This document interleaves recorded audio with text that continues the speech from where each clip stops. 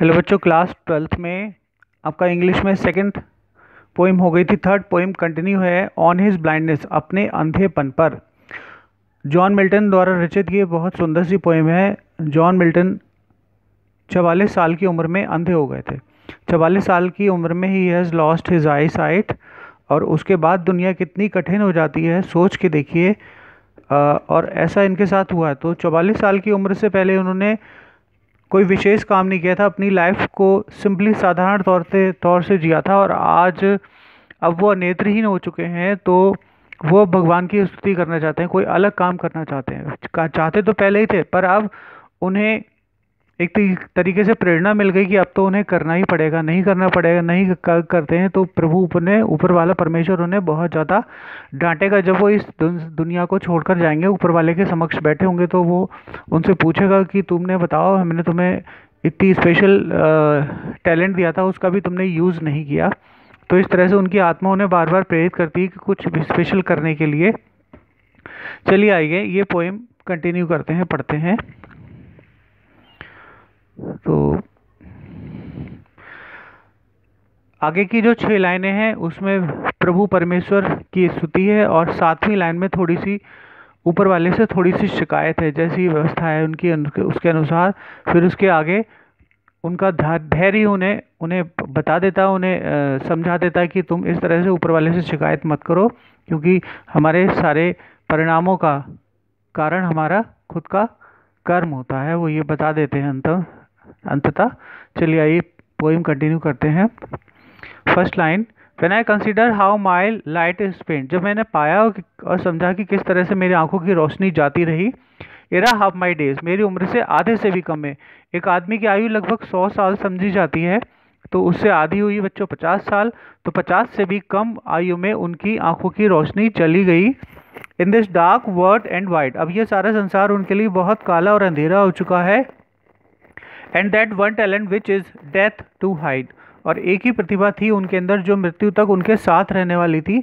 Lost me with useless, वो बताते हैं कि वो अब मेरे अंदर बेकार पड़ी है। दो माई सोल मोर बेंड, यद्यपि वो मुझे बार बार प्रेरित करती है, मुझे कचोटती अंदर से, और मुझे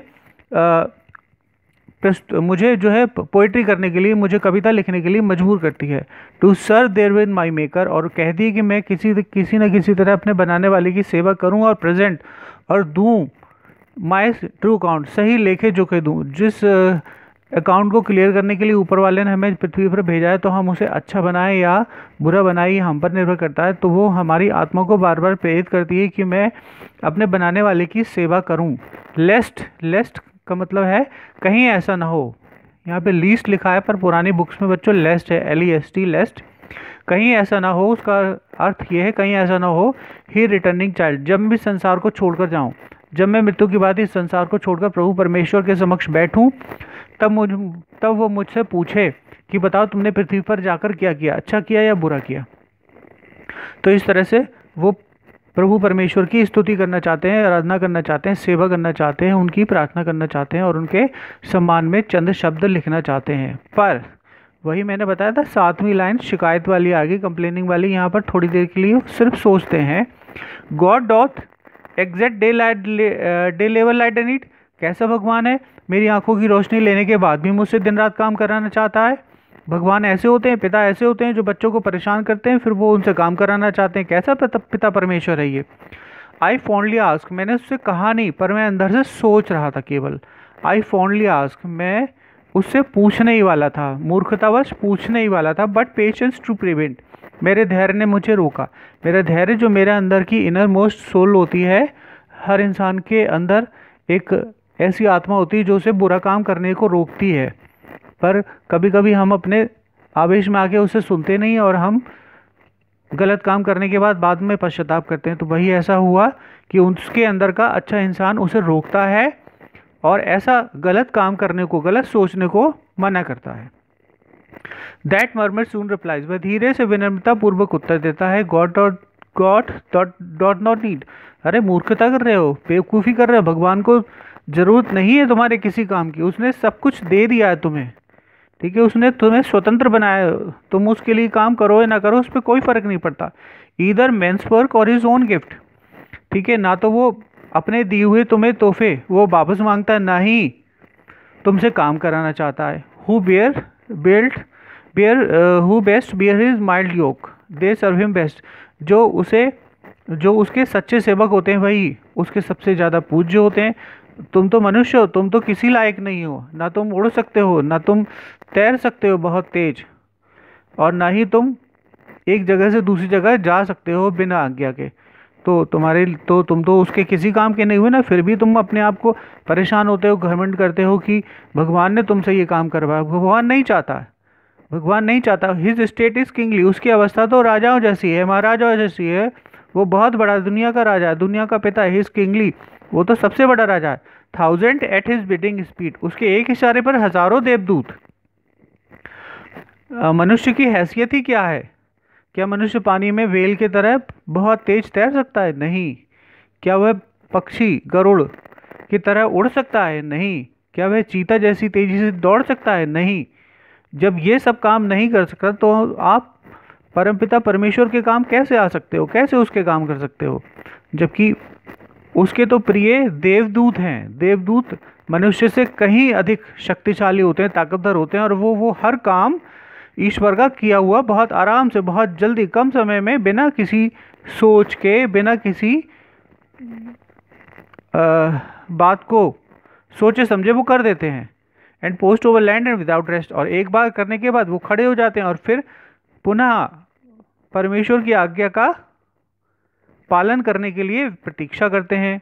दे also serve who only stand and wait, और उनकी भी भगवान सुनता है जो लाइन में लगे हुए अपनी बारी की प्रतीक्षा करते हैं। तो कहने का मतलब ये है कि तुम अगर सोचते हो कि तुम अगर नेत्रहीन हो गए तो तुम ऊपर वाले की सेवा कैसे करोगे, और नेत्रहीन ऊपर वाले ने नेत्रहीन तुम्हें किया, नहीं, तो ये गलत है।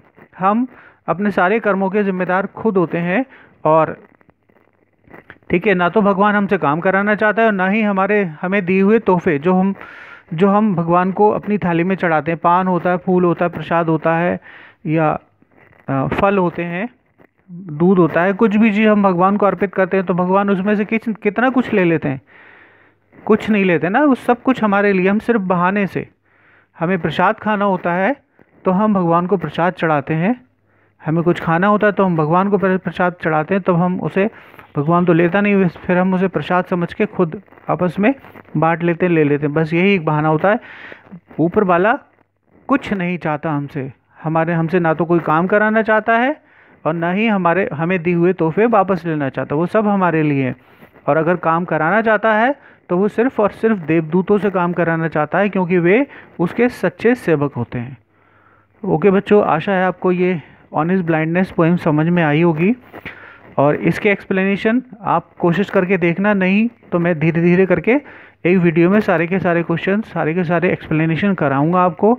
और ये अबाउट द पोएम जो आपको सामने दिख रहा है बच्चों, यही सेंट्रल आइडिया होता है। सबसे पहले बुक्स खरीद लीजिए। बिना बुक्स के आप कैसे करोगे? एक सैनिक जो बिना हथियारों के लड़ने जाएगा तो वो क्या लड़ पाएगा? तो इसलिए आप स्टूडेंट्स हो तो आपके पास बुक्स होनी बहुत ज़रूरी है। हालांकि वीडियो में भी आपको दिखाई दे रहा होगा, जब तक नहीं खरीद पा रहे हो ऐसे काम चल सकता है, नोट करके भी आप पढ़ सकते हो, पर बुक्स फिर भी ज़रूरी हैं। कोशिश करो जल्दी से जल्दी लेने की, क्योंकि बुक्स तो लेना पड़ेगी।